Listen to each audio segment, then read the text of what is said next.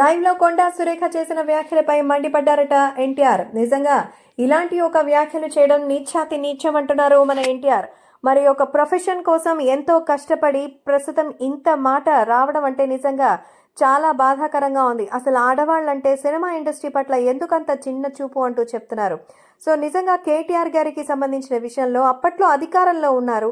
వాళ్ళకి cinema celebrities వాళ్ళ programmes కి ప్రమోషన్స్ కోసం పిలుస్తారు. అన్నంత మాత్రాన మరి అంత నీచంగా మాట్లాడితే మీ రాజకీయ ప్రత్యర్థులను విమర్శించుకోవడానికి సినిమా వాళ్ళ పేర్లు తీస్తే చూస్తే ఊరుకునేది లేదంటూ ఎన్టీఆర్ వార్నింగ్ ఇస్తున్నారు. సో ఈ సందర్భంగా సిగ్గులేని రాజకీయాలని చూస్తుంటే నిజంగా చాలా జాలేస్తుంది అంటూ చెప్తున్నారు.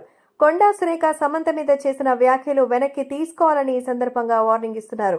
మరి ఇక సహంశమనే మరి ఈ విషయంలో మాత్రం ఆయన చాలా స్పష్టంగా తెలియజేస్తున్నట్టుగా అయితే తెలుస్తోంది. ప్రస్తుతం సోషల్ మీడియాలో సైతం ఈ విషయం ఎంతో సెన్సేషనల్ గా మారుతోంది. ఏది ఏవైనా అభిమానులు కూడా వీటి గురించి అయితే చెప్తున్నారు.